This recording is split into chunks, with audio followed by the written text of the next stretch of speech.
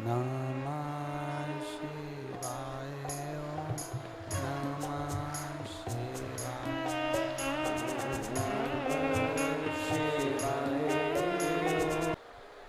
हम जब शंकर जी के मंदिर जाएं, हम जब शिवालय में जाएं, हम जब भगवान देवादिदेव महादेव के मंदिर में प्रवेश करें, तो हमें सबसे मूल, सबसे प्रबल अगर कुछ चाहिए तो हमारा विश्वास चाहिए।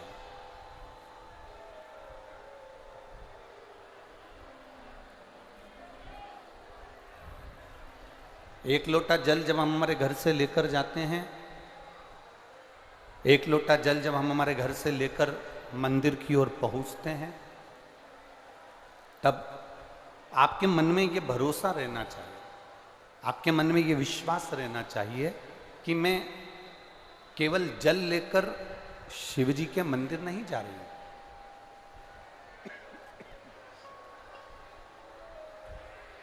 मैं जल लेकर केवल शंकर जी के मंदिर नहीं जा रही हूं। आपके भीतर ये भरोसा होना चाहिए, आपके भीतर ये विश्वास होना चाहिए कि वो जल नहीं है।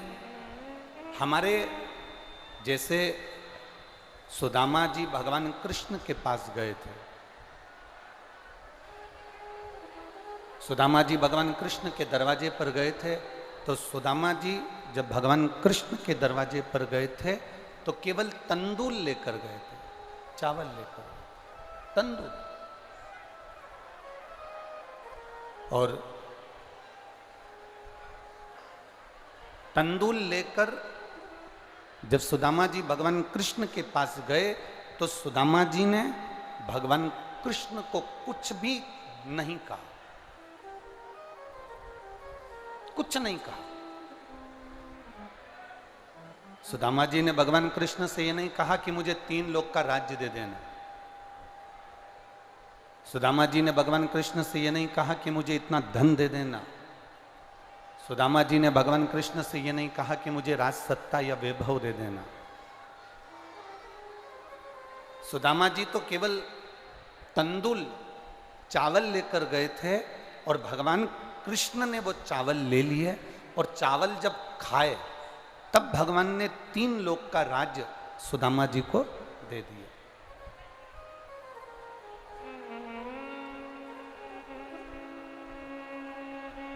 संपूर्ण राज्य भगवान ने सुदामा को बहुत कुछ दिया,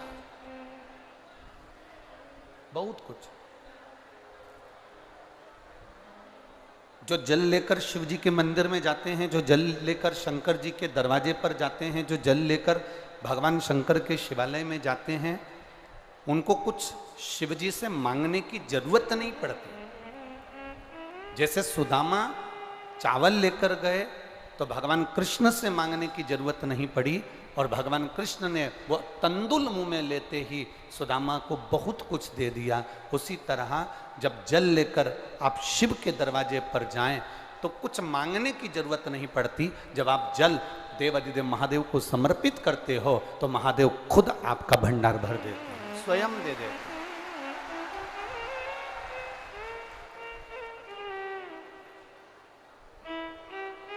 मैंने तेरे ही भरोसे ओ बाबा, तेरे ही भरोसे हवा बिच उड़ती जावांगी, बाबा डोर हथो छड़ी नाम कटी जावांगी, भोले मैं तेरी पत्नी, शंभो मैं तेरी पत्नी, हवा बिच उड़ती जावांगी, बाबा डोर हथो छड़ी नाम कटी जावांगी। हम मंदिर क्यों जाते हैं? हम कल कथापन श्रवण कर रहे थे, सुगंधा पीपल के वृक्ष के नीचे बैठे हुए एक बुजुर्ग बाबा से 16 सोमवार के व्रत की कथा सुन रही है। पिपलेश्वर महादेव से कथा सुन रही है। और कोई भी शिवालय, कोई भी देवालय साधारण नहीं होता।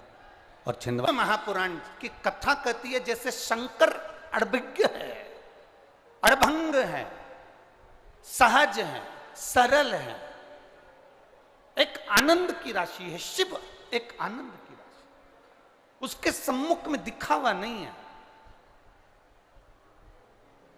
अड़भंग है शंकर। और जहां दिखावा नहीं होता वहां भक्ति होती है। आज पूरा देश विदेश हर जगह पर लोग शंकर जी के मंदिर में एक लोटा जल चढ़ाने जा रहे हैं। ये दिखावा नहीं, उनके दिल की भक्ति है, इसलिए पहुंच रहे हैं। पहले आयोजन बड़े थे, पहले कथाएं बड़ी थी, कथाकार बड़े थे, मंदिर बड़े थे, कथा करवाने वाले बड़े थे, यजमान बड़े थे, सब कुछ बड़ा था, पर भक्ति नहीं बढ़ पाई थी।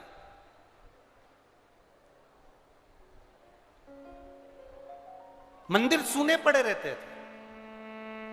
आपके छिंदवाड़ा का कभी विचार करना, यहाँ बुजुर्ग अगर माताएं बैठी हैं और बुजुर्ग अगर भाई लोग बैठे हैं तो उनसे निवेदन करूंगा, आपके शंकर जी के मंदिर आपके मोहल्ले के उठाकर देखना। पहले कौन जाता था? सावन महीने में पहुंच गए, शिवरात्रि पर पहुंच गए, बाकी के कभी योग लग गया, मंदिर में कोई अन्नकूट हुआ तो पहुंच गए, बाकी के कोई नहीं। आज प्रत्येक सोमवार को और प्रत्येक दिन शंकर जी का कोई छोटा से छोटा ऐसा मंदिर नहीं जिसमें तुमको 2 या 4 मिनट इंतजार नहीं करना पड़ता हो शिव जी को जल चढ़ाने के। छोटे से छोटा और बड़े से बड़ा मंदिर ऐसा है जिसमें आज के व्यक्ति को इंतजार करना पड़ता है महादेव को जल चढ़ाने के लिए।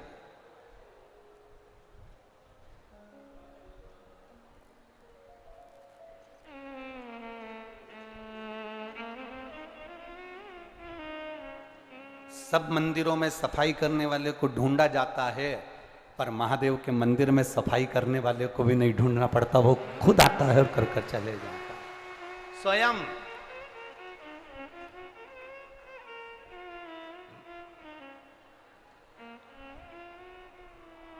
और उसी भक्ति का तो ये पुण्य है। आज लोग जो पत्र लिख रहे हैं, एक बहन ने पत्र, ये पत्र हम तो इतने पढ़े नहीं है, एक बहन ने पत्र लिखा, हमारे छिंदवाड़ा के इतिहास की पहली कथा है जिसमें लोग बरसते पानी में भी कीचड़ भी नहीं देख रहे और पड़े हुए हैं। ये पहली कथा छिंदवाड़ा के इतिहास का है। ये दृढ़ता आपकी है।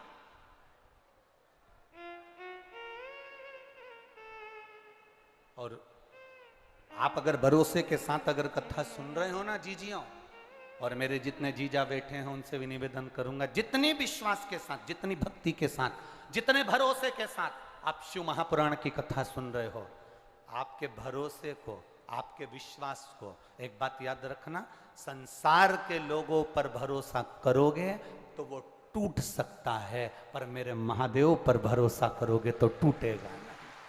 वो नहीं टूट सकता, वो अविरल है, प्रबल है, और वो पूरा की पूरा रहता है, पूर्ण रहता है, पूर्ण रूप से। कई लोग आपसे कहेंगे कि मंदिर मत जाओ, कई लोग आपसे कहेंगे कि सत्संग में मत जाओ, कई लोग आपसे कहेंगे कि क्या होता है शंकर जी को जल चढ़ाने से, कई लोग आपसे कहेंगे क्या होता है भगवान को बेलपत्र चढ़ाने से। तो ऐसे अगर कुछ लोग तुमको जिंदगी में मिल भी जाएं, बुरे लोग अगर बुरी संगति के मिल भी जाएं, तो तुम उस जगह पर इतना याद रखना कि बुरी संगति वालों के साथ हमें रमना नहीं है, उनके साथ रहना नहीं है, वो केवल उनके बीच में जाने के बाद वापस लौट कर आ जाना। कबड्डी किस किस ने खेली है? हाथ उठाओ जरा, जिनने कबड्डी खेली है, चलो रख लो। कबड्डी में क्या होता है, बीच में एक पाली होती है और इधर से एक लाइन बनी होती है और इधर से एक व्यक्ति उधर को जाता है। बोला जाता है कि नहीं जाता? इस वाले व्यक्ति का काम क्या है, उधर की पाली को छू के, अरे बोलो बोलो जम के बोलो जरा, वापस आ जाना, वहां रुक मत जाना, पकड़ाई में मत आ जाना।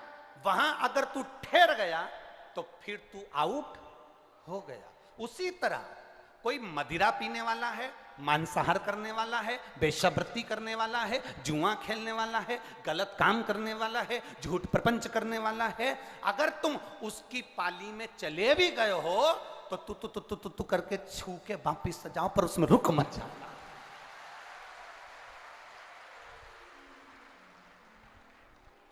पाली को छू के वापिस आ जाना, पर उसमें रुकना नहीं। पीने वालों के साथ बैठकर पीना नहीं, जुआरी के साथ जुआ खेलना, ना ना ना। अगर पहुंच भी गए और तुम्हें लग रहा है कि मैं गलत लोगों के बीच में फंस गए, तो कबड्डी याद रखना, और पहुंच गए तो पाली छू के वापिस आ जाओ, पर उनके साथ में रुक मत जाना, नहीं तो कभी भी आउट हो सकते हो, समाप्त हो सकते हो। इसलिए छुओ और वापिस आ जाओ। कबड्डी का गेम हमको सिखा रहा, ये दुनिया के जितने जितने ये गेम है ना, जितने जितने दुनिया में ये खेले जाते हैं गेम, ये कोई साधारण है? इन सब गेमों में कुछ एक वो होती है ना, वो जिसको लात मारते हैं, फुटबॉल। किस किसने खेली है? खेली आप लोगों ने? वो उसको रखते हैं और दे लात दे लात दे लात दे लात, और वो इधर जाए उधर जाए उधर जाए। एक शिष्य ने गुरुजी से पूछा, इस गेंद ने क्या बिगाड़ा, इस फुटबॉल ने क्या बिगाड़ा जो इसको लोग लात मार रहे हैं? गुरुजी ने कहा, बस इस फुटबॉल की एक गलती है, ये अंदर से खाली है।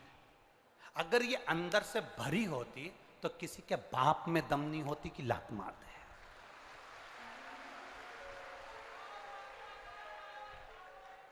ये फुटबॉल अंदर से पोली है, ये फुटबॉल अंदर से खाली है, इसलिए लोग लात मार रहे हैं।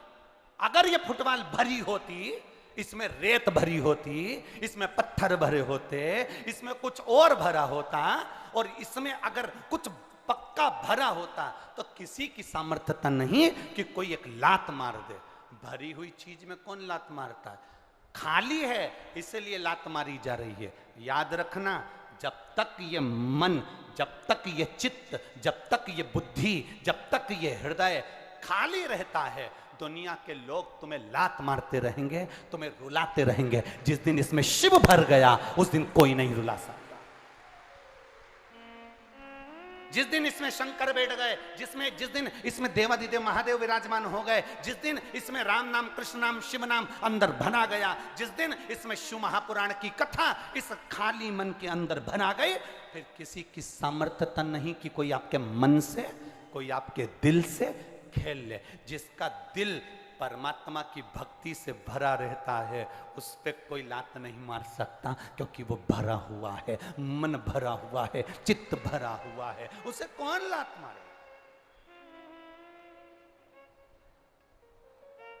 कौन लात मारे?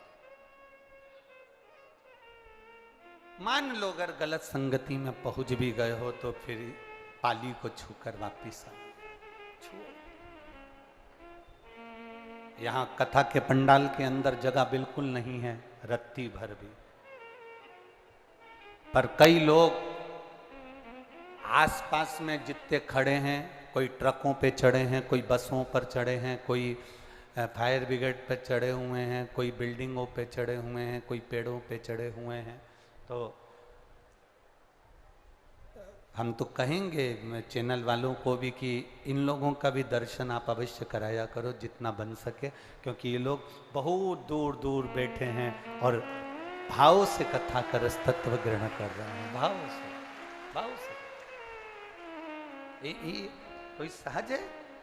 तो विश्वास, दृढ़ता, भरोसा, श्रद्धा, ये आपके भीतर है। कई लोग बाउंड्रियों पर खड़े हुए हैं, अर्थात तुम चिंता मत करना, तुम यहां तक आ गए हो, भले तुम्हें पंडाल में बैठने की जगह नहीं मिले, पर तुम पाली छूकर जा रहे हो, मतलब ये निश्चित है कि तुम्हारा कार्य सिद्ध है। हम मना नहीं करते कि आप किसी के साथ नहीं रहो, पर इतना जरूर रहो कि उसके अंदर हमें मिलना नहीं, उसमें हमें घुलना नहीं, हमें उससे दूर हटना। देवादिदेव महादेव, भगवान शंकर सुगंधा को रेणुका के साथ कथा श्रवण कर, ब्राह्मण के शरीर का कोढ़ का रोग समाप्त हो गया। पार्वती जी ने ब्राह्मण देवता से पूछ लिया कि तुम्हारे ये शरीर का रोग समाप्त कैसे हुआ, तो उन्होंने कह दिया कि मैंने 16 सोमवार का व्रत किया था, उस व्रत के प्रभाव से मेरा ये रोग समाप्त हुआ है। उस व्रत के प्रभाव से।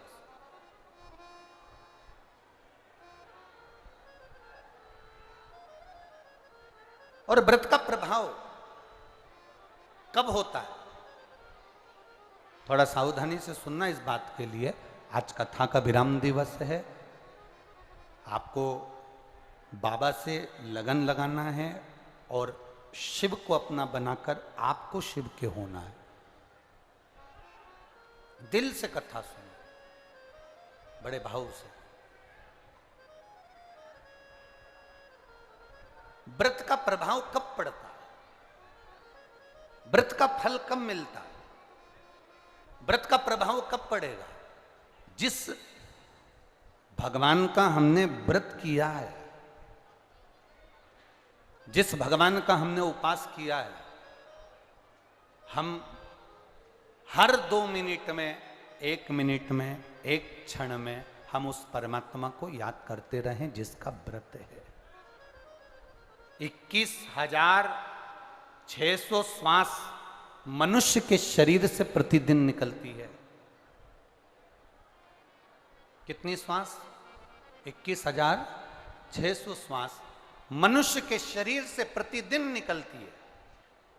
3.5 करोड़ रोम छिद्र ये मनुष्य के शरीर में है और 21,600 श्वास प्रतिदिन निकल रही है। इस श्वास के निकलने का केवल एक कारण है कि इन श्वास में आप अपने घर का कार्य करिए, परिवार का कार्य करिए, रिश्तों का कार्य करिए, मना नहीं, पर 21,600 श्वास में से कोई श्वास एक ऐसी बना लो जिस श्वास में हम परमात्मा का नाम ले लें, बस पूरी श्वास शुद्ध हो सके, पूरी श्वास।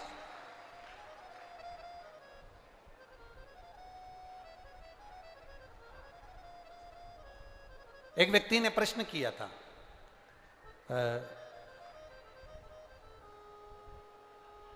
जिस दिन शोभा यात्रा निकल रही थी तो 3-4 लड़के लोगों ने एक पत्र दिया था। उस पत्र में नीचे लिखा था कि गुरुजी हमारा एक प्रश्न है।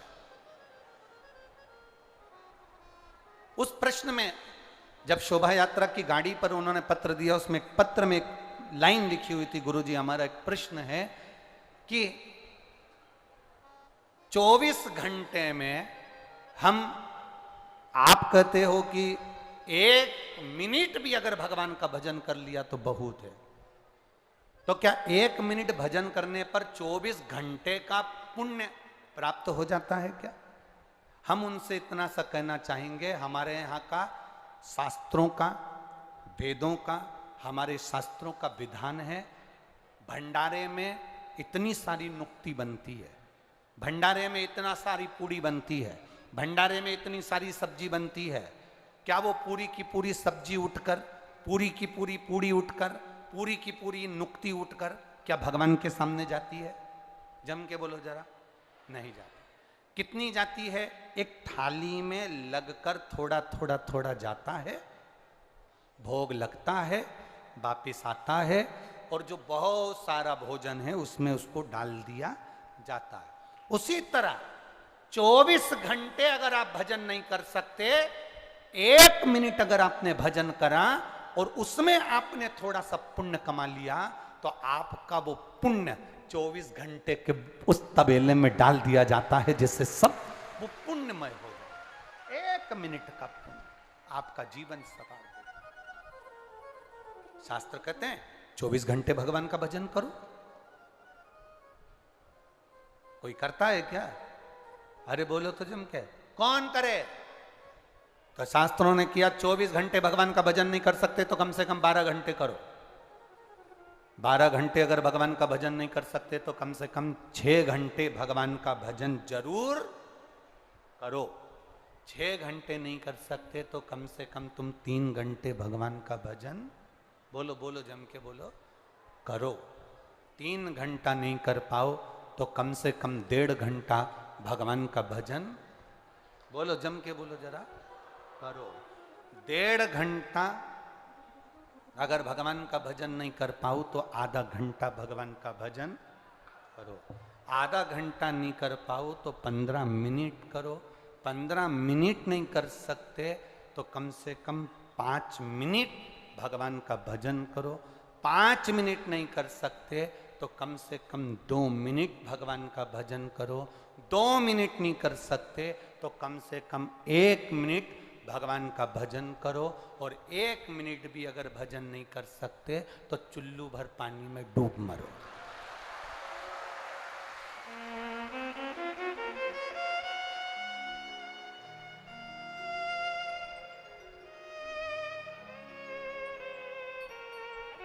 अब 24 घंटे में से 1 मिनट नहीं निकाल सकते तो काय का जीवन तुम्हारा?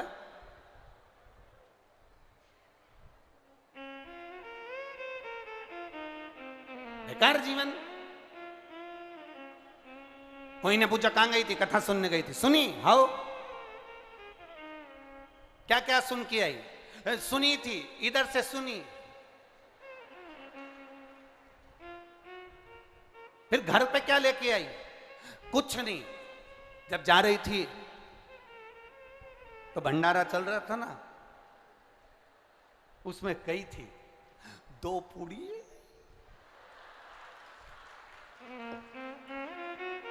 भगवान जाने माताएं वो झोली कैसी बनाती हैं, आज तक मैं नहीं सीख पाया। ऐसा उनका कुछ पल्लू मल्लू ऐसा रहता है, पिन मिन टच रहती है और ऐसा पल्लू मल्लू डालते। भगवान जाने वो झोली कैसी बनाती है, ऐसी कैसी झोली। इतने में भैया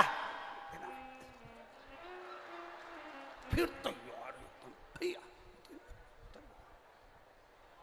अब उसको इतना भी अंदाजा नहीं रहता कि तूने गुलाब जामुन भर ली और नीचे से चाशनी टपक रही। इतना अंदाजा नहीं।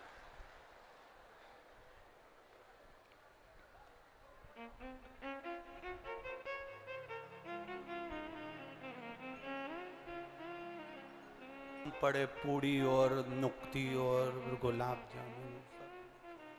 कथा लाई क्या को कहते हैं? तेरी कृपा बिना न हिले एक भी अणु, लेते हैं श्वास तेरी कृपा से तनु तनु। खाली न जाता कोई दर से तुम्हारे, खाली न जाता कोई दर से तुम्हारे। मैं भी खड़ी हूँ नंदी बाहें पसारे, अपने हृदय से लगा लो लगा लो। गिरा जा रहा हूँ उठा लो उठा, भोले अपने दर से अब तो ना टालो। गिरा जा रहा हूँ उठा लो उठा। शिव जी ने कहा, शंकर जी के मंदिर में बैठी हुई उस ब्राह्मण देवता ने, पुजारी देवता ने, पंडित जी ने कहा, मेरे शरीर का रोग देवादिदेव महादेव के व्रत रखने से पूर्ण हुआ। व्रत की पूर्णता क्या है? व्रत का फल क्या है? व्रत का सुख क्या है? व्रत का आनंद क्या है? हम जिनका व्रत कर रहे हैं उनका स्मरण हमारी चित्त वृत्ति में होना चाहिए। अगर हमारी चित्त वृत्ति में उसका स्मरण नहीं है तो वो ठीक नहीं। केवल फलाहार कर लेना, साबूदाने की खिचड़ी खा लेना, साबूदाने की खीर बनाकर खा लेना, या चिप्स तल कर खा लेना, या पापड़ तल कर खा लेना, या कुछ बनाकर खा लेना, इसको उपवास या इसको व्रत नहीं कहा। व्रत का मतलब क्या होता है? व्रत का मूल तत्व क्या है? व्रत का मतलब है कि जिसका आप उपवास कर रहे हो, जिस देवता का आप व्रत कर रहे हो, उसको हर 2 मिनट में, हर मिनट में, हर क्षण में उसको याद किया जा।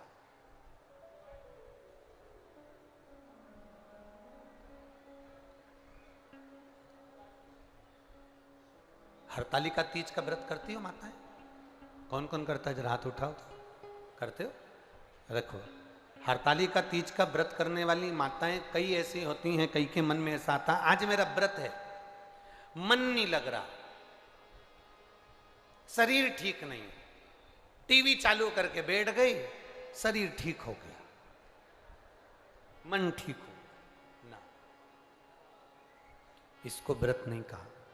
हरतालिका तीज का व्रत हो, कुछ नहीं खाते, कुछ नहीं पीते, व्रत करते हो, शिव जी के पूजन की तैयारी करते हो, फुलेरा का दर्शन करने जाते हो। जाते हो आप लोग फुलेरा दर्शन करने के लिए?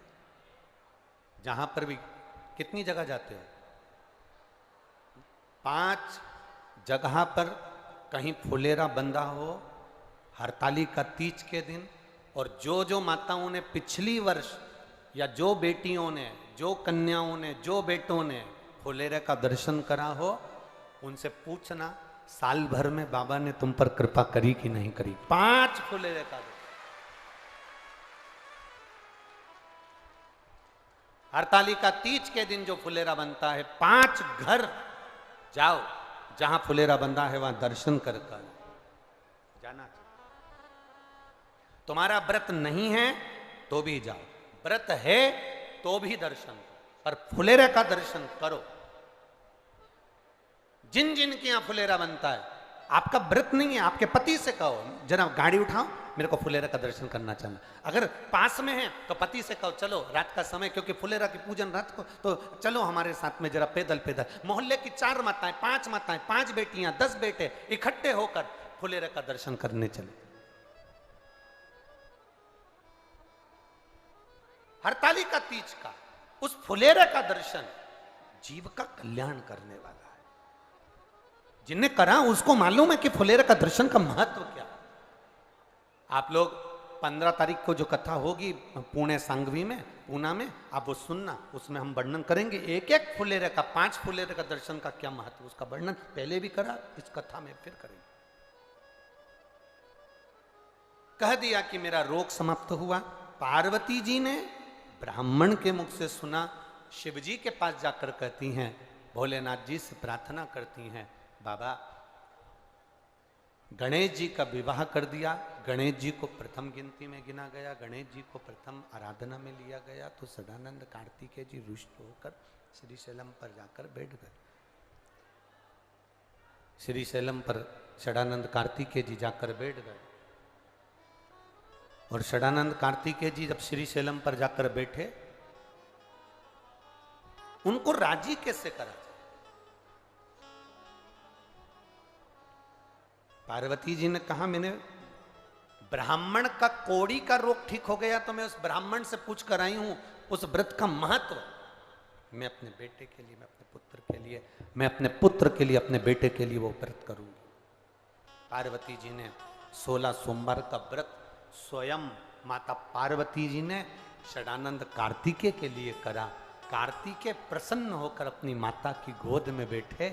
तब कार्तिकेय जी ने पूछा, मां मुझे इतना क्रोध आया, इतनी मेरी चिड़चिड़ प्रवृत्ति रही, इतनी तकलीफों में मैं घिरा रहा, तूने मुझे प्रसन्न कैसे करा? मां कहती है, मैंने 16 सोमवार का व्रत किया था, उस व्रत का प्रबलता है। कार्तिकेय जी ने कहा, मेरा एक मित्र है ब्राह्मण, बहुत साधारण सा है, उसके पास कुछ नहीं है, वो मित्र मुझसे रूठ कर चले गया है, कोई दूसरे गांव चला गया है, उसको मुझे बुलाना है, उसको मुझे मिलना है। सदानंद कार्तिकेय ने भी 16 सोमवार का व्रत किया, मित्र को प्राप्त कर। मित्र मिल भी गया, प्राप्त हो गया। हमने एक बात आपको 16 सोमवार के व्रत की वर्णन करी थी। किसी के घर में अगर 16 सोमवार का व्रत हुआ है, हो रहा है, उसके घर में 16 सोमवार का उद्यापन हो रहा है, भूलवश भी अगर आपको मालूम पड़ जाए कि इसके यहाँ 16 सोमवार का उद्यापन है, भोजन करने भले मत जाना, पर उसके घर से थोड़ा सा प्रसाद अवश्य मांग कर लाना कि मुझे दे दो। उस प्रसाद को मुझे, उस प्रसाद, वो प्रसाद,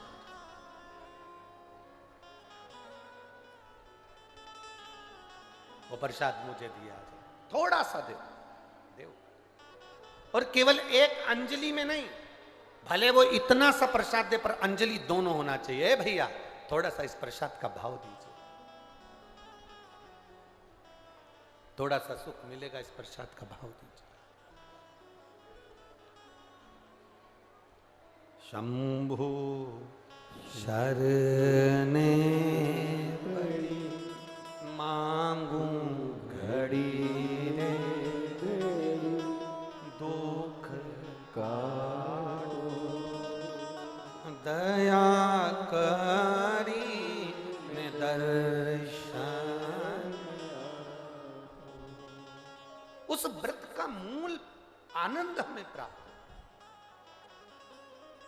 जितने बेटे बेटियां कंपटीशन एग्जाम की तैयारी कर रहे हैं, जितने बेटा बेटियां नौकरी की तैयारी कर रहे हैं, मैं उनसे कहूंगा आप मेहनत करो, खूब करो, दिल से करो, अच्छी करो, दम से करो,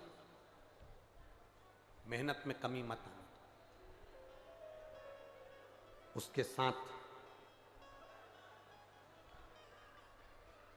बहुत बहुत ध्यान देना,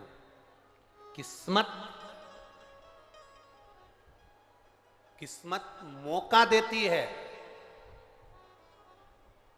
किस्मत जम के बोलो, मौका देती है, और हमारी मेहनत चौका लगा देती है।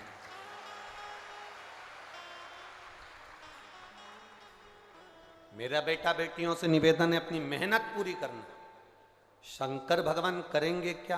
तुम्हें मौका देंगे, एग्जाम में बैठने का मौका देंगे, परीक्षा हॉल में तुम अकेले नहीं रहोगे, मेरा देव अधिदेव महादेव तुम्हारे साथ बैठेगा। किस्मत मौका देती है, और हमारी मेहनत, स्वयं की मेहनत चौका लगा देती है।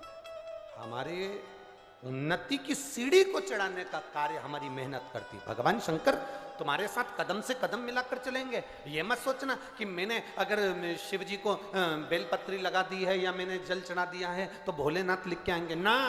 लिखना तुम्हें पड़ेगा, मेहनत तुम्हें करना पड़ेगी, कर्म तुम्हें करना पड़ेगा। शंकर भगवान तुम्हारे साथ हैं, हर पल, हर क्षण, हर घड़ी है, हर पल है।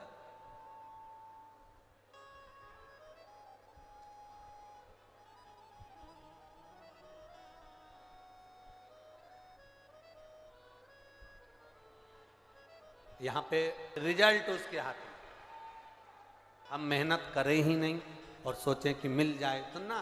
कार्तिकेय बाबा ने व्रत किया, व्रत का प्रभाव यह हुआ कि उनका मित्र मिल गया। मित्र ने पूछ लिया अपने मित्र से, कार्तिकेय से, शनानंद कार्तिकेय तूने मुझे कैसे प्राप्त करा? मित्र ने कहा मैंने 16 सोमवार का व्रत किया था। उस व्रत का विधान क्या है? व्रत का विधान बताया।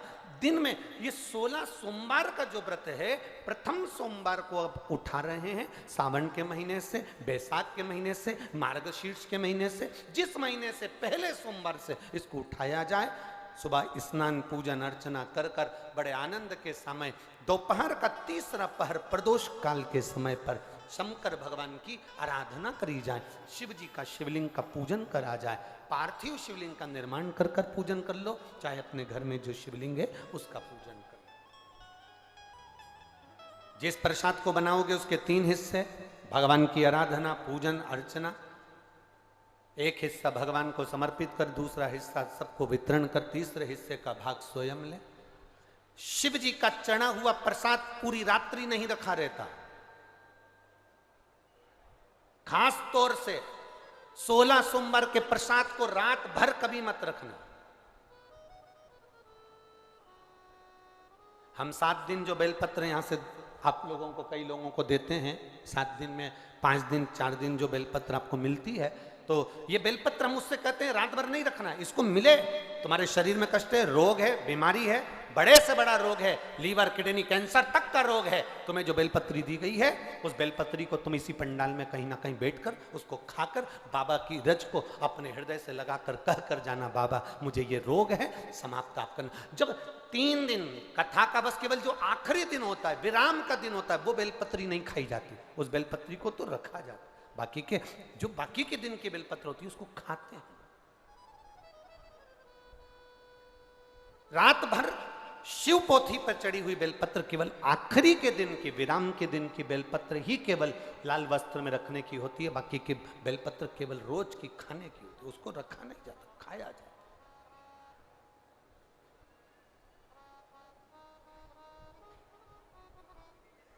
उसको प्राप्त किया। जैसे अशोक सुंदरी पर चढ़ी हुई पीपल के वृक्ष की, पीपल के पत्ते की अग्रभाग अगर शिव जी की अशोक सुंदरी की ओर स्पर्श करा हुआ, कितना भी दमाओ, कितनी भी श्वास की बीमारी हो, फेफड़े कितने भी कमजोर हो गए, उस पीपल के पत्ते का अग्रभाग हमारे उस श्वास को ठीक करती, दमा को ठीक करती। अशोक सुंदरी था इसमें।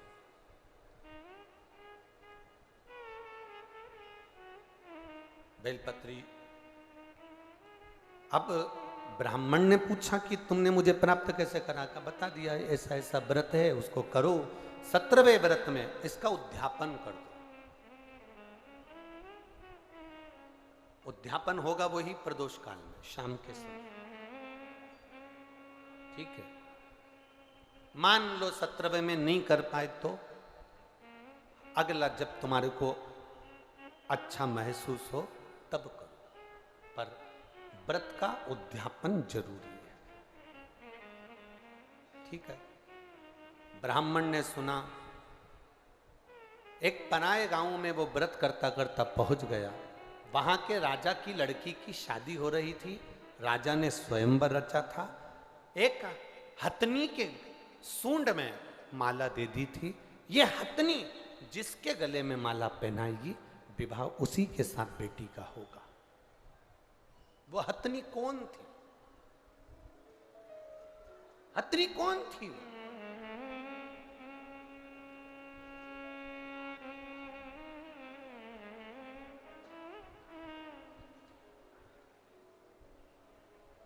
अगर नरसिंह पुराण को आप पढ़ेंगे तो नरसिंह पुराण में लिखा हुआ है, राजा के नगर में हथनी के सूंड में माला दी गई, ये माला जिसके गले में पहनाएगी उसी के साथ मेरी बेटी का विवाह होगा। वो हथनी कौन थी? ऐसे संकल्प पहले के राजा लेते थे। वो संकल्प क्यों लेते थे? जनक जी ने संकल्प लिया, जो इस धनुष को उठाएगा चढ़ाएगा उसी के साथ बेटी ब्याहूंगा। तो जनक जी को क्या पड़ी जो उन्होंने ये संकल्प लिया? संकल्प व्यक्ति कब लेता है? जब उसको कुछ अच्छा नजर आता।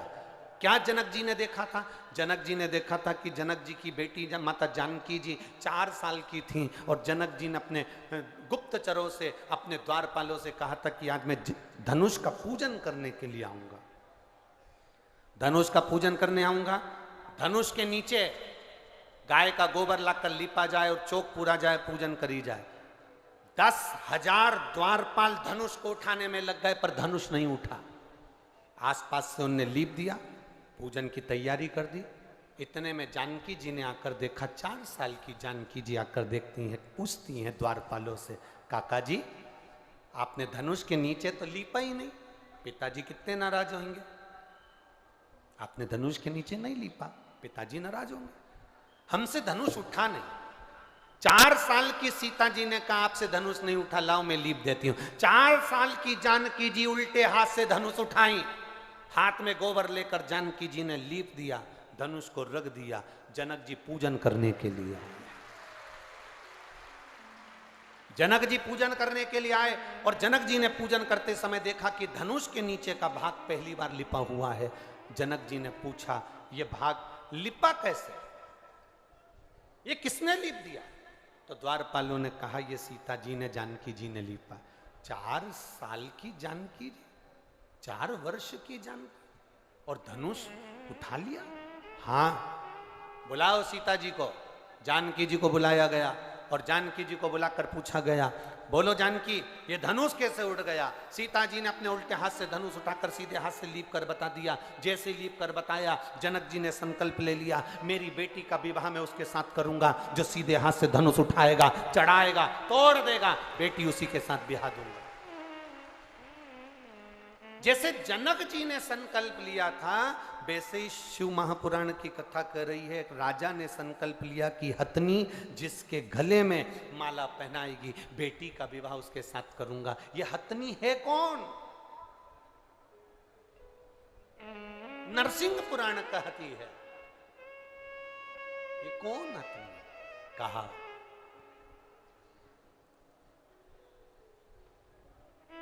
ये वो हथनी जिसने जन्म से शंकर के मंदिर की चौखट पर इसका जन्म हुआ। एक हथनी ने इसको जन्म दे दिया। मां प्राणों को छोड़कर चली गई थी। एक व्यक्ति रोज शिव मंदिर जाता था और इस हथनी को सहला कर जाता था। हथनी धीरे धीरे बड़ी होती गई। शिव की आराधना में यह हथनी भी डूब गई। कहते हैं हजारों हजार ऋषिवर की बुद्धि में जितना बल था, उस हथनी में उतना बल सोचने का और समझने का था कि किसका भाग्य क्या कहेगा, वो हथनी समझ जाती थी। राजा ने उसी हथनी के गले में माला पहनाने के लिए दी कि यह माला तुम अपने सूंड में रखकर जिसको पहनाओगी उसी के साथ बेटी का विवाह होगा। हथनी ने राजा की लड़की को देखा था कि इसका भाग्य क्या कहता है। ब्राह्मण के गले में, जो मित्र थे कार्तिकेय जी के, उनके गले में माला पहना दी गई। माला पहनाई, विवाह पक्का हो गया। राजकुमारी का विवाह उस ब्राह्मण के साथ हो गया। ब्राह्मण साधारण नहीं दिया, माला पहनने के बाद उसको एक नगर का राजपाट प्राप्त हो गया, जिस नगर का राजा उसको देकर चले गए। शिव क्या करते हैं? कई लोग कहते हैं शंकर भगवान करते क्या, शिव जी करते क्या? हम कहते हैं शंकर भगवान का केवल एक ही काम है,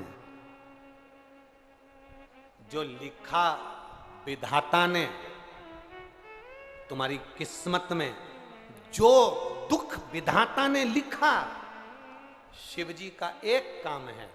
तुम जब शंकर भगवान के शिवलिंग पर जल चढ़ाते हो तो शिवलिंग पर जो चंदन लगा रहता है वो जल चढ़ाने से धुल जाता है। जब तुम शिवजी पे जल चढ़ाते हो तो चंदन धुलता है, श्रृंगार धुलता है। उसी तरह शंकर जी पे जल चढ़ाते समय वो जल तुम्हारे भी दुख को धो देता है, दुख को धो। रोज रोज किसी के यहां जाओगे ना तो तुम्हारी इज्जत घट जाती है। घटती है कि बढ़ती है? बोलो बोलो, जम के बोलो जरा। घटती है।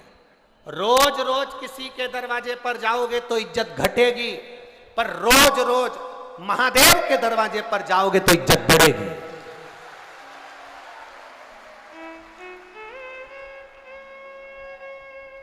किसी के दरवाजे पर जाने से इज्जत घटती है, पर महादेव के दरवाजे पर जाने से इज्जत बढ़ती है, बढ़ती है इज्जत।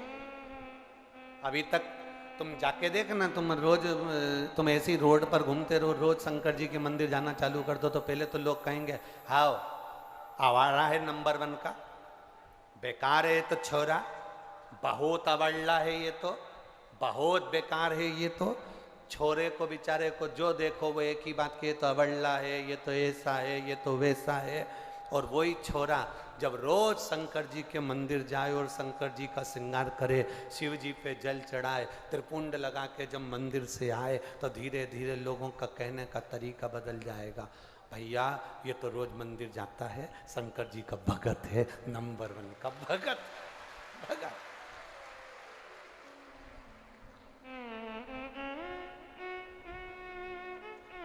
शिव की भक्ति इसके अंदर, शिव का गुणगान इसके अंदर। अब शादी हो गई, राजकुमारी आ गई। राजकुमारी ने पूछ लिया अपने पति से, मैं एक राजा की लड़की, तुम एक ब्राह्मण के बेटे, मैं कैसे मिल गई तुमको? कहा 16 सोमवार के व्रत के फल से मिली। व्रत का फल इतना होता है, एक बेटा मुझे चाहिए, पुत्र की कामना से उसने 16 सोमवार का व्रत करा, उसको एक पुत्र भी हो गया। पुत्र होने के बाद पुत्र धीरे धीरे बड़ा भी हो गया। बड़ा होने के बाद पुत्र ने एक दिन पूछ लिया, मां मैं राजघराने में जन्म ले लिया, ऐसा मैंने कौन सा पुण्य करा था?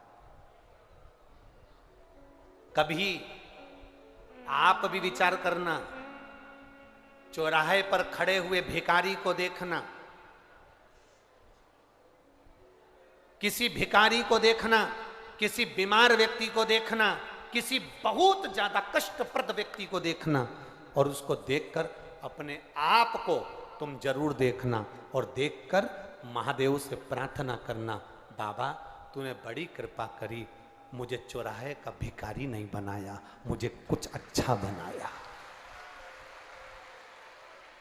तूने बहुत अच्छी कृपा करी, अच्छे घर में मुझे जन्म दिया। तूने बहुत अच्छी कृपा करी जो मुझे इस भारत की भूमि पर जन्म दिया। तूने बहुत अच्छी कृपा करी जो तूने मुझे मध्य प्रदेश में जन्म दिया। तूने बहुत अच्छी कृपा करी जो तूने मुझे छिंदवाड़ा में जन्म दिया। तूने बहुत अच्छी कृपा करी जो मुझे पूरा शरीर दिया, पांव, हाथ, आंख, मुख सब दिया, सारे डिपार्टमेंट दो दो दिए। पांव बोलते जाओ तो हाथ, नयन, श्रवण, तो जिह्वा। भगवान को भी मालूम था एक ही गजब कर जाएगी, पूरे छिंदवाड़ा में आग लगाया है। एक ही बहुत, जीवान दो नहीं दिए, जीवान एक, और उसको भी नीचे से बांध दिया। जीवान को कभी दर्पण में कांच में देखना, नीचे से बंधी है 3 जगह से, और देखा ये बहुत ज्यादा बोलेगी तो इसके आसपास 32 सैनिक लगा दिए, 32 दांत, ज्यादा बोले तो काट दे। इन्होंने देखा सैनिक से भी काम नहीं चलेगा तो ये जिभान के लिए फाटक लगा दिए, होठ, ज्यादा बोले तो मुंह बंद रखो। पर ये जीवान इतनी एबली, पूरे मोहल्ले में कहीं का इतना एबला नहीं होगा जितनी जीवान एबली, इतनी एबली। एक दिन इस जीवान ने दांतों से कहा, तुम मेरे 32 भाई हो, ए 32 भाई तुम मेरा ध्यान रखना। जीवान ने दांतों से कहा, 32 भाई मेरा ध्यान रखना, तुम मुझे काट मत देना। 32 भाइयों ने कहा, बेन तेरी सौगंध खाते हम तुझे नहीं काटेंगे, पर तू हमारा ध्यान रखना, किसी से आड़ी टेढ़ी मत किए देना, नहीं तो 32 एक बार में निपट जाएगा, एक बार। हम ध्यान रखें पर तू भी हमारा ध्यान, बड़ी मुश्किल से।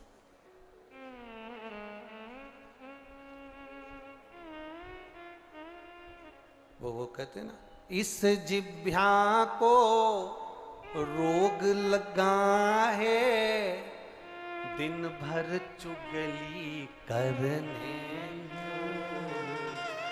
इस जिह्वा को रोग लगा है, दिन भर चुगली करती।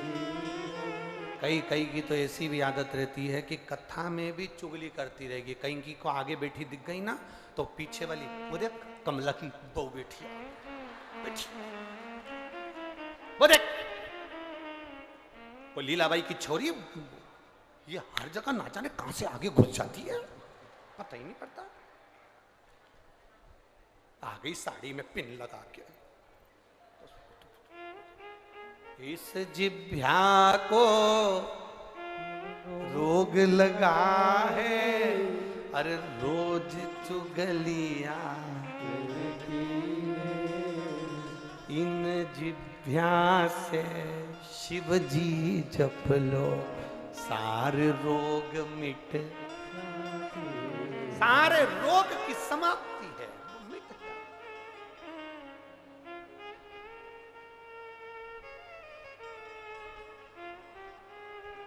सब मिट जाएगा।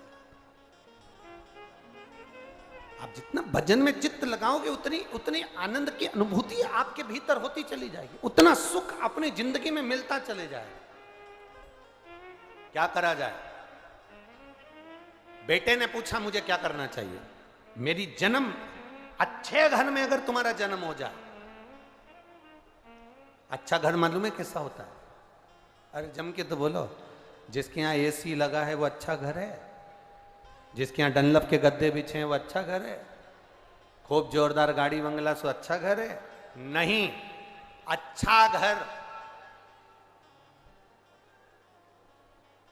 अच्छा घर तो हमने एक बार पहले कथा में कही थी, मकान बनाओ मना नहीं है, घर बनाओ मना नहीं है, पर घर अच्छा बनाने के लिए दो अच्छे होना चाहिए। मकान अच्छा बनाने के लिए, घर अच्छा बनाने के लिए दो अच्छे होना चाहिए। पहले नंबर पर मिस्त्री, दूसरे नंबर पर स्त्री।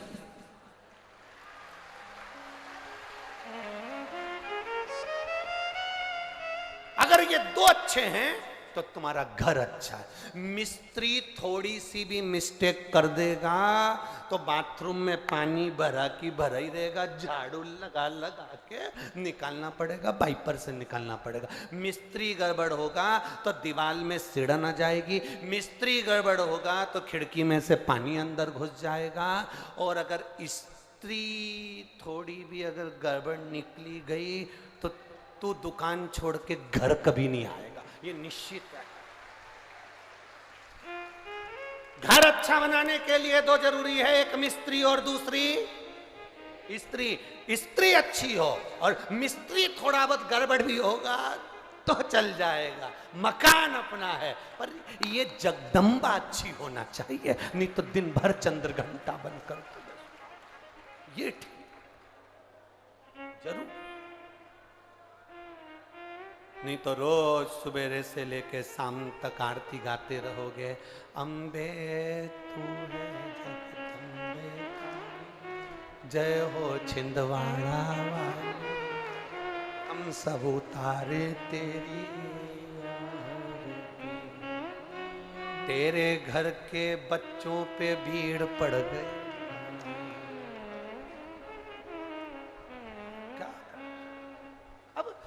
मिस्त्री और स्त्री दोनों ठीक हो, घर अच्छा, परिवार अच्छा।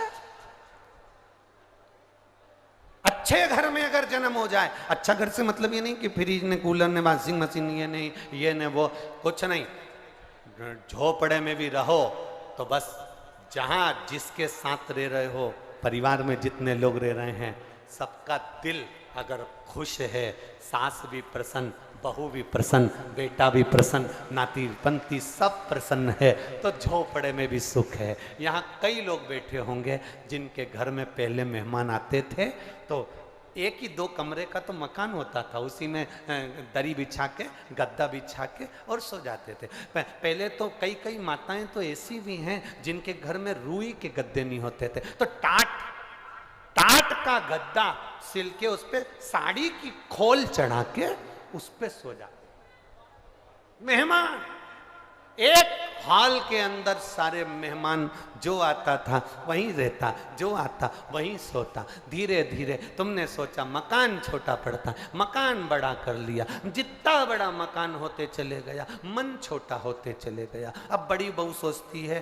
कि हमारे मेहमान हम झेल लेंगे, छोटी बहू अपने मेहमान, सास के मेहमान सास झेले। आज के ज़माने में मकान तो बड़ा हो गया, मेहमान अगर घर में आते हैं तो बड़ी बहू अपना कमरा छोड़ के नहीं आती, छोटी अपना कमरा छोड़ के नहीं आती, बेचारी सास धीरे धीरे जाके 2 गिलास पानी लाकर पिला देती है, मेहमान को वो झेल लेती। मेहमान पूछते भी हैं बड़ी बहू नहीं दिख रही, अब उसको कौन के कौन के। कभी कभी तो पूरी पुराण की लीला भी पलट जाती है, हमने देखा है कई बार। एक बार हम लोग हैदराबाद जा रहे थे तो हैदराबाद जाते जाते हमारी जो ट्रेन का टिकट था उसमें इधर सामने की 2 बर्थ थी, एक पति पत्नी की, और इधर की बर्थ हमारी थी, तो हमारे सब बच्चों के साथ हम बैठे थे। अब इधर की बर्थ थी, वहां पर लोग बैठे।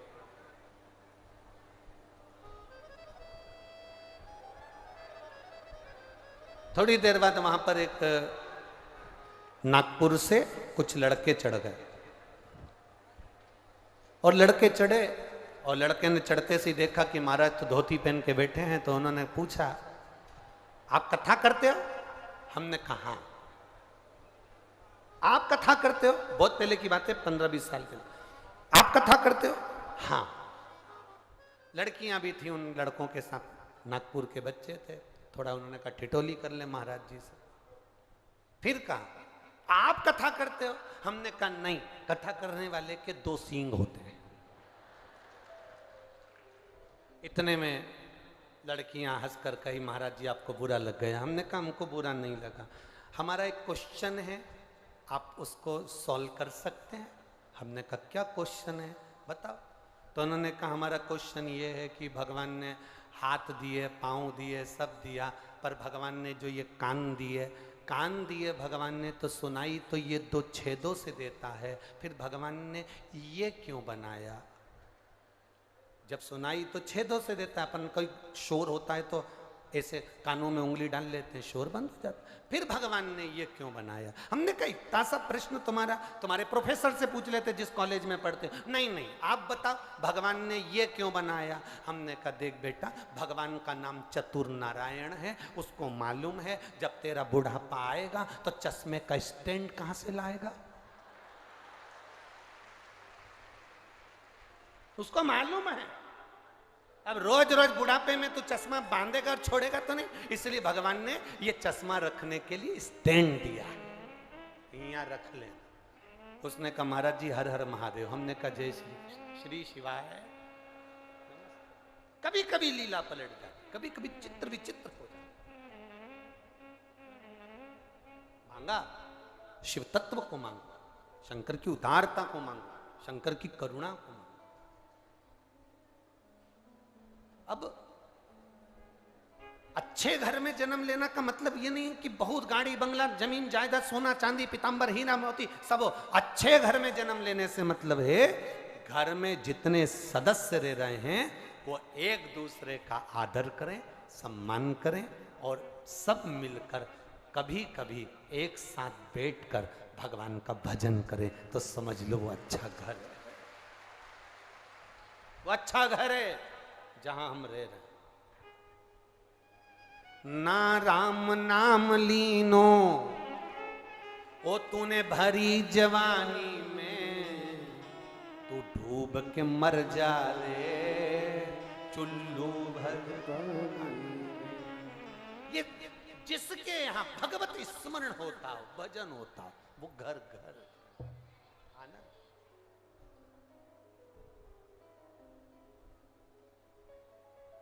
जहां भजन ही नहीं है वह आनंद।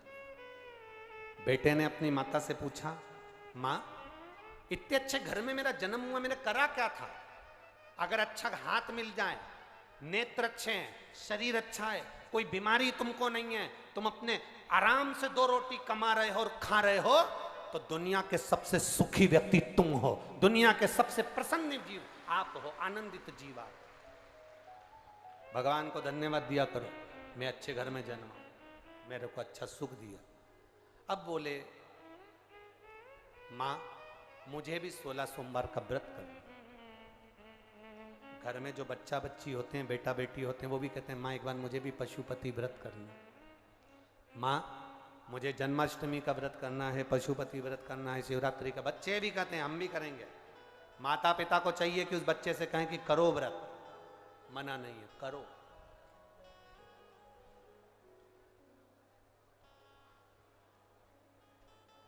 करो व्रत, व्रत करने में मना नहीं। बेटे ने व्रत करना प्रारंभ करा, नियम बना लिया व्रत का नियम। एक बार की बात है, बेटे ने जब व्रत किया, व्रत करते करते दूसरे नगर के राजा ने अपनी बेटी, इकलौती बेटी के लिए लड़का ढूंढने भेजा, तो ये युवराज, ये लड़का मिला, जिसको देखकर अपनी बेटी का विवाह कर दिया। बुजुर्ग राजा के पास में कोई नहीं था संभालने के लिए, तो पूरा राज ठाट इसको दे दिया। रानी ने अपने पति से पूछा कि मेरी शादी तुम्हारे साथ में हुई, तुमने पुण्य कौन सा करा था? उसने कहा मैंने केवल 16 सोमवार का व्रत किया, उसके सिवाय कुछ नहीं किया। उसका पुण्य इतना प्रबल है? हाँ। इतना प्रबल? हाँ। अभी भी तुम व्रत करते हो? हाँ। 16 सोमवार? हाँ।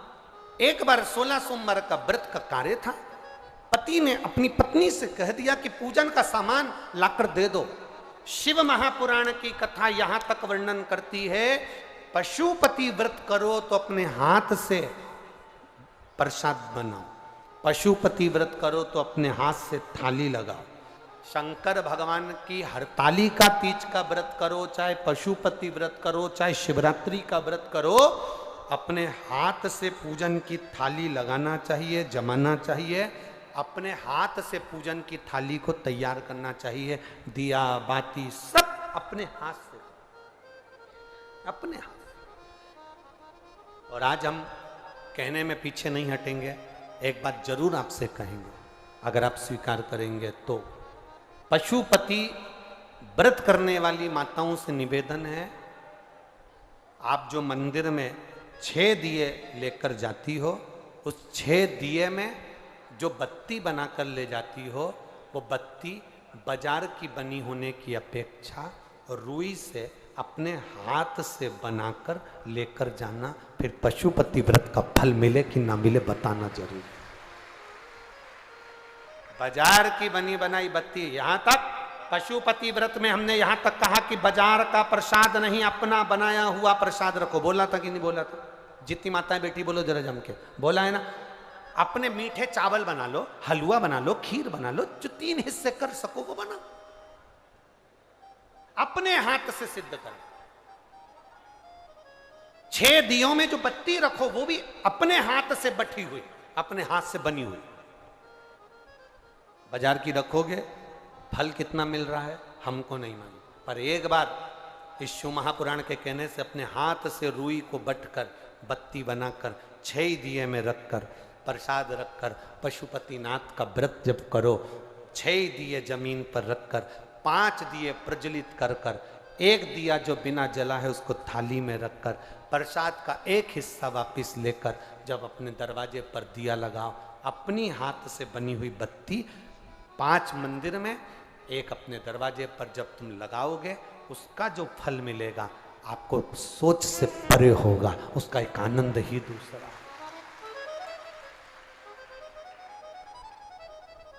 रेडीमेड जमाना हो गया, चंदन भी रेडीमेड, बाती रेडीमेड, सब सामान रेडीमेड। 2 चीजें तो अपनी करो खुद की। क्या क्या? एक पशुपति नाथ का प्रसाद और एक पशुपति नाथ के मन पूजन में लगने वाली बाती, ये तो अपनी करो। 2 चीजें अपनी हो, एक प्रसाद, एक बाती। बाती भी अपनी हो,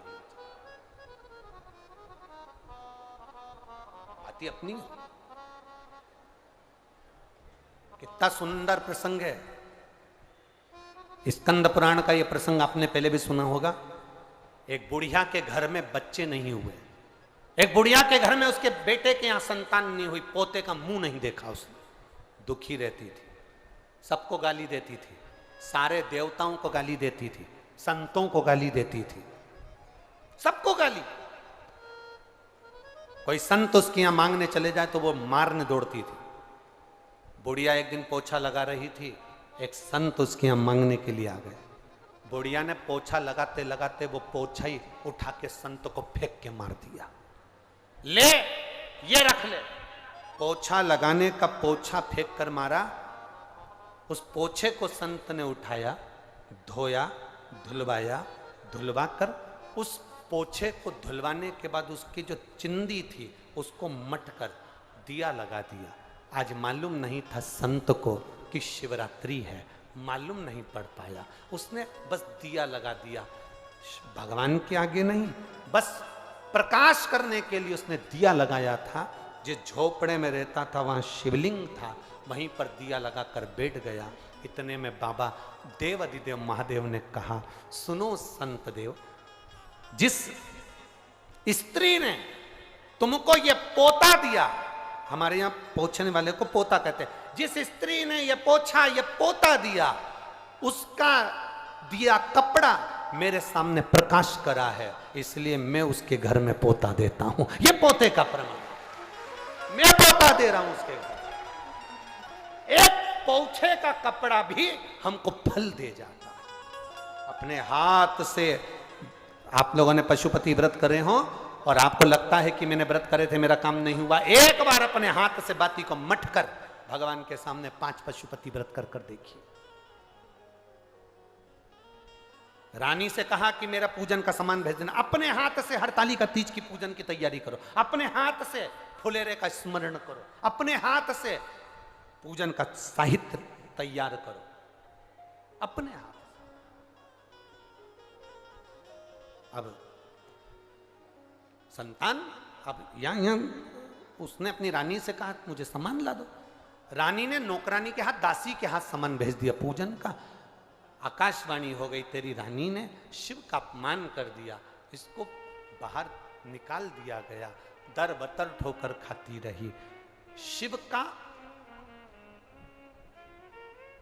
आप भजन करो ना करो, रानी केवल नौकरानी के हाथ, दासी के हाथ सामान भेज देती, चल जाता। रानी ने गलती कौन सी करी? रानी ने केवल एक गलती करी, और रानी ने दासी से कहा, जा, मेरा पति तो दिन भर ढोंग और प्रपंच में लगा रहता है, उसमें तो अक्ल ही नहीं है, उसकी बुद्धि काम नहीं करती। क्या होता है शंकर जी की पूजन करने से? क्या होता है 16 सोमवार का व्रत करने से? आप नौकरानी के हाथ सामान भेज देते, चल जाता, आप दुकान पे से सामान भेज देते, चल जाता, पर आप मुख से शंकर की निंदा तो नहीं करते। शिव की निंदा करने वाले की गति क्या होती है, ये शास्त्र का है। रानी ने निंदा कर दी, दासी ने सामान लाया, पूजन कर दिया, पति ने, रानी तरबतर भटकती रही। ऐसी स्थिति रानी की हो गई, पानी को हाथ लगाती थी तो कीड़े हो जाते थे, किसी की यहाँ काम करती थी तो मटके फूट जाते थे। एक साधु ने देख लिया, एक ब्राह्मण ने देख लिया कि रानी की दशा बड़ी विचित्र है, पानी को हाथ लगाती है, पानी में कीड़े पड़ जाते हैं। संत ने पूछ लिया, ब्राह्मण जन ने पूछ लिया, ए बेटी, तुम अच्छे घर की दिखती हो, पर तुम्हारा शरीर, तुम पानी को हाथ लगाती हो तो सरोवर में कीड़े पड़ जाते हैं, तुम कपड़े को छूती हो तो कपड़ा जल जाता है, वृक्ष के नीचे बैठती हो तो वृक्ष में आग लग जाती है, हरा भरा वृक्ष सूख जाता है, तुम आखिर ऐसा क्या है? रानी ने कहा, मैंने अपने पति ने पूजन का सामान मंगवाया था, मैंने नौकरानी के हाथ, सेविका के हाथ भेज दिया, उससे मेरी ये दशा हुई। संत ने कहा, पूजन का सामान किसी के हाथ से भी भेजा जाए, ये कभी हो ही नहीं सकता। मां अंदर रोटी बना रही है, दरवाजे पर मांगने वाला कोई खड़ा है भूखा, मां ने अपने बेटे से कहा, ले ये रोटी लेकर जा, और उसको देकर। बेटे ने रोटी दी तो मां के हिस्से में पुण्य नहीं आएगा क्या? अरे बोलो तो जम के, मां के हिस्से में पुण्य नहीं आएगा क्या? मां के हिस्से में पुण्य आएगा, क्योंकि रोटी मां ने बनाई है। मां ने कहा, बेटा जा रोटी देकर आ, मां के हिस्से में भी पुण्य है, और जिसने दिया उसके हिस्से में भी पुण्य है। तो यहां अगर तुमने नौकरानी को भेजा कि ये सामान रख के आओ, पूजन का सामान देकर आओ, तो इतने में तो तेरी ये गति नहीं होना चाहिए थी, तेरे ऊपर इतना बड़ा दोष नहीं होना चाहिए, तेरी ये गति होना ही नहीं चाहिए। तू झूठ बोल रही है कि तूने सामान भेजा तो भगवान नाराज हो गए और मेरे हाथ ऐसे हो गए, मेरा शरीर ऐसा हो गया कि बेकार, ये हो ही नहीं सकता, तू झूठ बोल रही है, तू झूठ बोल रही है, ये तेरी गति ऐसे नहीं हो सकती। तब रानी ने कहा, मैंने तो बस यही करा था, नौकरानी के हाथ भेजा था। नहीं, तू याद करके तूने करा क्या, तू करी क्या है वो याद कर लेगा। तब रानी ने कहा कि मैं इस पलंग पर बैठी थी, नौकरानी से मैंने कहा कि तू ये सामान लेकर जा। इतने में मेरा भोलेनाथ नाराज नहीं हो सकता। भोलेनाथ नाराज तब होता है, शिव की निंदा करने वाले को तो भुगतना पड़ता है। केवल तू नहीं, शंकर भगवान की निंदा करी थी देवऋषि नारद ने। देवऋषि नारद ने जाकर कहा था, भोलेनाथ आप कामदेव को नहीं जीत पाए थे, मैंने कामदेव को जीता है। शंकर भगवान की निंदा नामदेव उसने नारद ने करी, और शंकर भगवान की निंदा नारद ने करी तो शिव जी ने कहा, नारद तुमने ये बात मुझसे कह दी, पर नारायण से जाकर मत कहना कि तुम ये शब्द मत बोलना कि तुम काम को जीते। नारद जी ने जाकर भगवान विष्णु से कह दिया, नारायण जिस कामदेव को भोलेनाथ नहीं जीत पाए उस कामदेव को मैंने जीता है। शंकर भगवान जिसको नहीं जीत पाए उसको मैंने जीता है। भगवान विष्णु की आंख से आंसू बह गए। लक्ष्मी जी ने पूछा, तुम रो रहे हो, क्यों रो रहे हो? भगवान कहते हैं, नारद जी ने निंदा कर दी शंकर जी की, मैंने निंदा सुन ली शंकर जी की, इसलिए ये नारद का सिर तो जाएगा पर मेरा भी सिर कटेगा, ये निश्चित है। वही हुआ, नारद को बंदर का मुंह लगा, रामचरितमानस में लिखा है, और भगवान विष्णु ने शंकर की निंदा सुनी थी इसलिए उनका सिर कटा तो घोड़े का मुंह लगा, हयग्रीव अवतार हुआ शंकर भगवान विष्णु। शिव की निंदा करने वाला और शिव की निंदा सुनने वाला, ये दोनों महापापी की गिनती में आते हैं। शंकर की निंदा कभी ना सुनो, शंकर की निंदा कभी ना करो, शिव भक्त की निंदा कभी ना करो। शिव भक्त की कभी निंदा नहीं होना, शंकर की निंदा नहीं। गलत कर दिया तूने, तू याद कर तूने कुछ गलती करी होगी। इतने में रानी ने कहा, मैंने गलती केवल एक करी है कि मैंने कह दिया था मेरा पति तो ये ढोंग प्रपंच में लगा रहता है। क्या होगा शंकर जी को जल चढ़ाने से, क्या मिलेगा शिव जी को जल चढ़ाने से, क्या मिलेगा 16 सोमवार व्रत करने से? मैंने थोड़ी सी निंदा कर दी थी। संत ने कहा, निंदा निंदा होती है, थोड़ी और बड़ी नहीं, इसलिए तू भुगत रही है। अब एक काम कर, शंकर की तू आराधना कर, जो तेरा पति व्रत करता था वो तू कर। रानी ने व्रत करना प्रारंभ करा, रानी ठीक हुई, पति को याद आई, पति उसको लेने के लिए आया और फिर वापिस राजसी ठाट सिंहासन पर बैठ गए दोनों, फिर बैठ।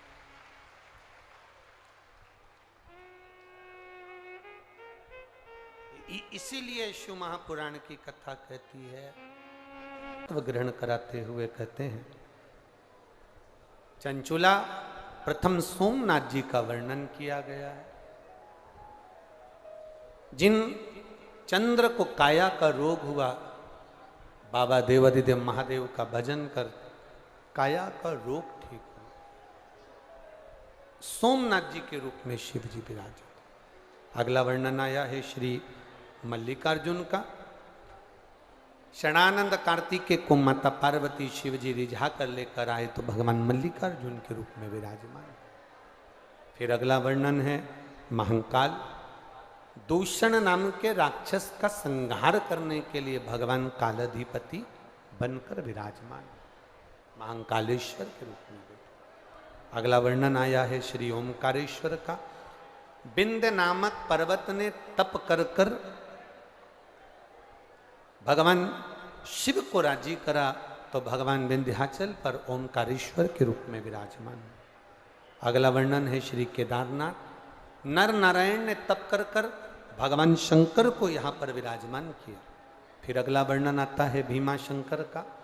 कुंभकर्ण की धर्म पत्नी करकटी का पुत्र भीम, जिसने मंदिर देवालय शिवालय को तोड़ा, शंकर भगवान ने प्रकट होकर भीम का संहार कर कर भीमा शंकर के रूप में विराजमान। अगला वर्णन आया है काशी विश्वनाथ। मनु शत्रुपा ने तप कर कर शिव जी को यहाँ विराजमान करा। गंगा मैया निरंतर प्रवाहित रही। फिर वर्णन आया है त्र्यंबकेश्वर का। गौतम बाबा पर गौ हत्या का दोष लगा, ब्रह्मा विष्णु महेश ने आकर गौ हत्या के दोष से उनको मुक्त करा तो त्र्यंबकेश्वर के रूप में विराजमान हुआ। अगला वर्णन है श्री वैद्यनाथ जी का। रावण भगवान शिव को लेकर जा रहे थे। संध्या होने के भाव से, पूजन में लगने के भाव से भूमि पर शिव जी को रखा। शिवलिंग उठा नहीं, वैद्यनाथ जी के रूप में विराजित हो गए। अगला वर्णन है श्री नागेश्वर। दारुक नाम के राक्षस का संहार करने के लिए भगवान नागेश्वर के रूप में विराजमान। शिव महापुराण की कथा कहती है। फिर वर्णन आया है रामेश्वरम का। भगवान राम सेतु बांधने से पहले भगवान शिव की आराधना करते हैं और फिर लंका पर विजय प्राप्त करते हैं। ये शिव की आराधना, शंकर की पूजन, शिव महापुराण की कथा, जो दिल से श्रवण करता है, जिस लक्ष्य से, जिस आनंद से सुनता है, उसको वो विजयता अवश्य प्राप्त होती है, ये निश्चितता। अगला वर्णन आया है कृष्णेश्वर।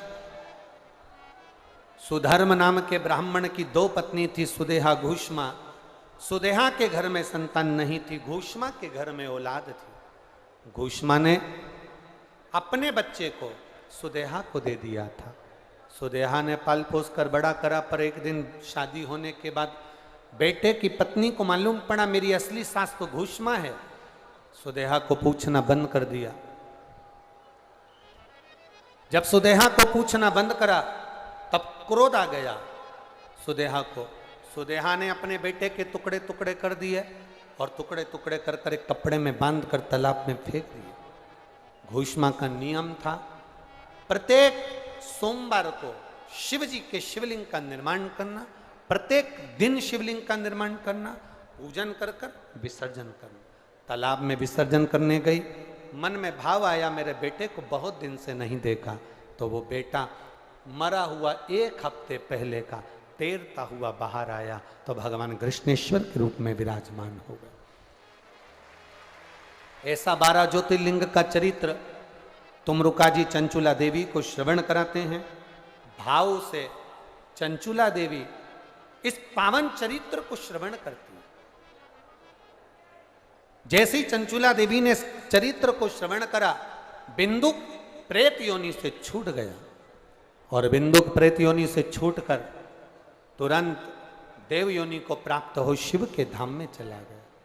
शिव महापुराण की कथा कहती है बाबा देवाधिदेव महादेव जो पीपल के वृक्ष के नीचे बैठकर पिपलेश्वर बनकर सुगंधा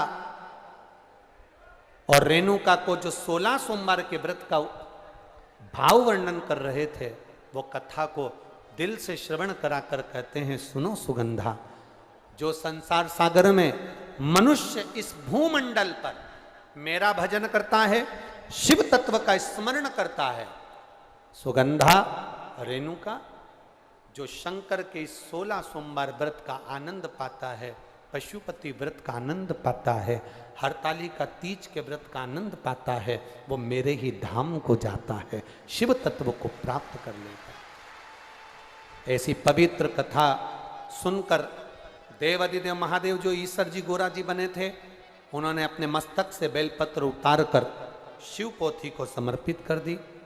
देवाधिदेव महादेव वर्णन करते हैं ये बेलपत्र जीव का कल्याण करने वाली होगी। बाबा बड़े भाव से आनंद करते हुए अपना आशीर्वाद का आनंद सुख प्रदान करते हैं। चारों तरफ आनंद की लहर होती है। एक पत्र में